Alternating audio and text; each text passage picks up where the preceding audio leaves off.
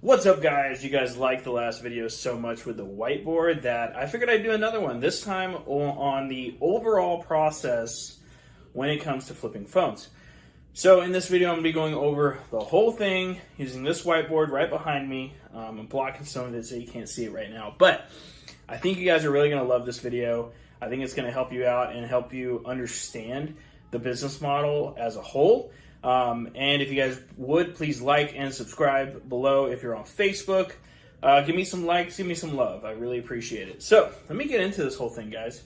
So this is pretty much the whole process when it comes to flipping phones. You can see it goes just right around here. So I don't personally do a whole lot of like reaching out on Marketplace or anything like that. Some people do, some people don't. You can make money that way. However, this right here is the easiest way that I have found to make money in this business consistently, pretty much every day. So let's get into it and let's break it down, okay? So number one, guys, is you need ads.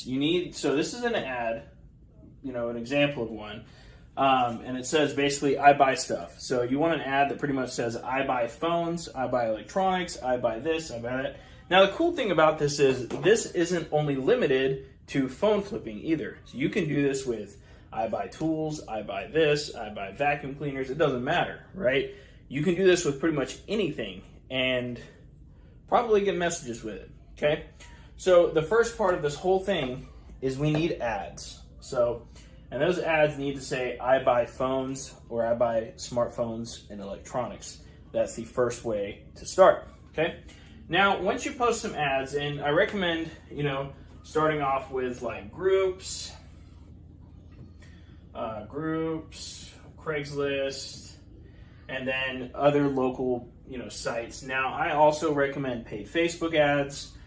Those are a little bit more in depth and a little bit more confusing to get set up. If you need help with that, I highly recommend my 7-a-month program. It'll walk you through the whole thing, give you the ads, and literally get you up and running that day. But we need to start off with ads, right? Groups, Craigslist, and other local sites. So every community pretty much has local sites. Okay. Now, once we post these ads, guys, we are then going to start generating messages. And these messages are going to be people that are hitting us up and be like, I want to sell my XS Max or my iPhone 11, right? Okay, it's going to be messages just like that of people looking to sell their stuff. And then, that part's pretty simple, right? They're going to hit you up. That is what constitute a lead. They are considered a lead at this point, okay?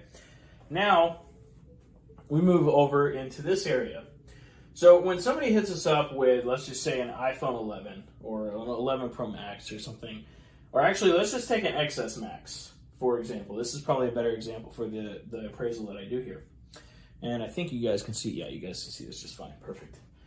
So let's just say somebody hits us up with a cracked iPhone XS Max, right? So before we can make an offer or before we can negotiate, before we can do any of that, what we have to do is we have to make an appraisal. And that appraisal is going to determine what we can buy the phone for. So when we're looking to make an appraisal, what we need to do is we need to go to eBay or to a direct buyer sheet, which I'll be getting to down here a little bit more. And then we need to look for an appraisal based on sold listings. You don't want to go to eBay and just type in iPhone XS Max cracked. What you actually want to do, and I go over this in some of my videos and much more in depth in my 7-a-month, but you want to go to eBay, go to the sold listings, go to buy it now, kind of filter through the results. And then you want to find 3 comparables that are around the same price. Now, I have some right here as an example. These are examples of prices. So sold items that you might find would be, let's say, $105 for one that's sold. Okay, sold listings only. $110 for one that's sold. And then $100 for another one that's sold. Now, what you want to do is you want to take those 3 listings that sold and you want to divide them by 3.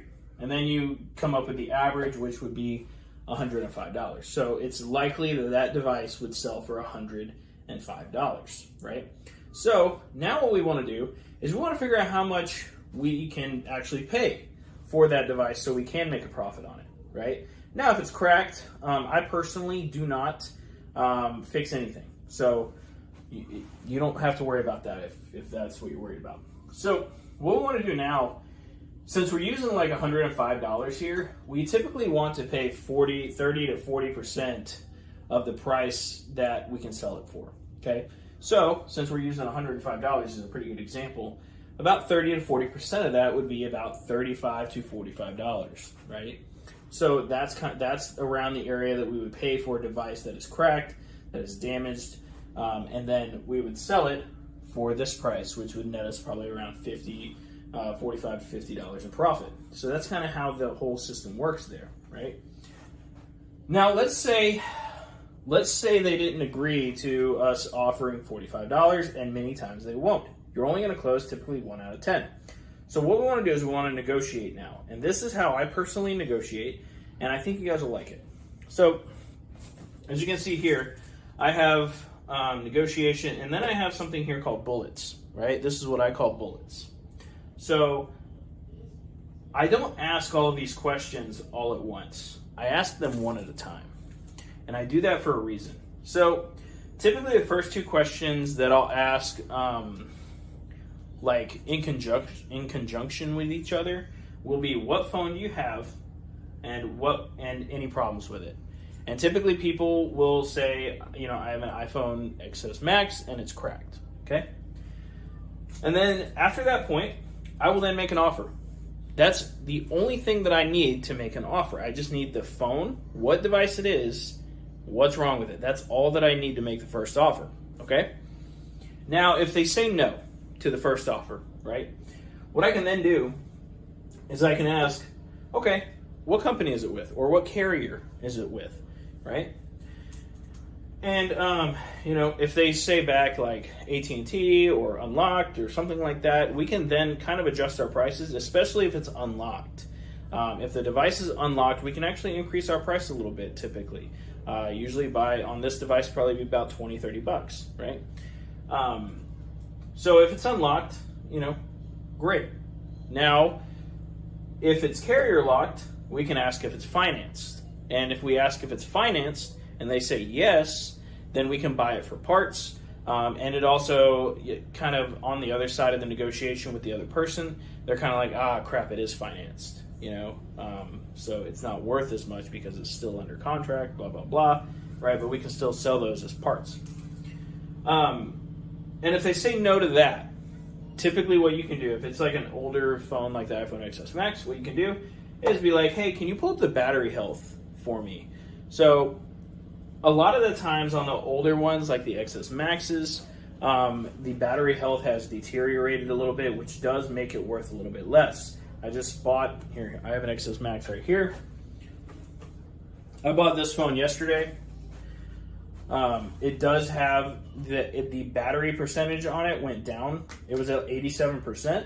So I showed the dude and I was like, hey man, this thing's at 87% battery health. You mind if we knock off like $10 more just because, the battery health is low? And he was totally cool with that. So I was able to get it a little bit cheaper, but also rightfully so because, it wasn't at 100%. The next part, after somebody agrees to the price that you give them, what you want to do is you want to meet up, okay? And then upon meetup, there's a couple of things that you want to check. You want to check things like the screen, the volume and home button, Face ID. Face ID. You want to check Face ID. If you don't check Face ID, it's like an automatic deduction of $100. It's crazy. So the battery health. You want to check the sound. You want to go into the settings and make it ring. You want to check the sound, okay? And then you want to check the IMEI. So, and you can do these in a various pattern. I'm probably missing a few things here that I just go through automatically, but you definitely want to check the IMEI. Make sure you get the SICW report or whatever IMEI checker you are using, and just so it's not reported lost or stolen or something like that, right? Okay, and then you want to, once you have bought the device, it's in your possession, it is now your device, what you want to do now is you want to sell it, right? We want to sell the device so that we can profit and make some money. So there's a couple of different places you can sell these phones. You can sell them on eBay, which is, it's a good place to sell stuff. You can sell them to a direct buyer, you can sell them on Swappa, and you can sell them on Mercari. So on eBay, I sell most of my devices on eBay, most of my cracked devices on eBay, or I'll send them to the NYC phone buyer. It really depends on which one I can get more profit from. Newer devices, like the iPhone 13 Pro Max at the time of making this video, I send to a direct buyer because I don't really want to deal with scams. I don't want to deal with issues on eBay that typically arise with newer devices. On Swappa, I will sell all of the typically unlocked or clean ESN, which means, not financed, good to go, all of that. I will sell on Swappa. On Mercari, I usually sell a lot of gaming stuff because it usually sells better there. But Mercari, if you don't have eBay, Mercari is a good second that you can use just to make things a little bit easier and as a backup account. I always also recommend having a backup eBay account just in case. But Mercari is also a very good option to have as a backup as well. So this is the whole process, guys. So it goes around like this, right? And then it just starts back over again, right? Like you got to find more devices and then kind of go through the whole process again. And that's pretty much how the whole process works. So I hope this video was helpful for you guys. If you guys are looking to, take this thing to the next level, I do have a 7-a-month course that you can check out below. If you are currently a reseller, maybe you're an expert, maybe you've been doing this for a while, I do offer one-on-one coaching inside of my mentorship program. You can check that out below. You can apply for that. If you want direct help from me, I will not lie, it's a lot more than 7 a month, but it comes with a $3,000 a month guarantee by the end of it. So anyway, guys, I hope this was a really, really good video for you guys to check out, and I hope you enjoyed it. Make sure to like and subscribe, and I'll see you guys later.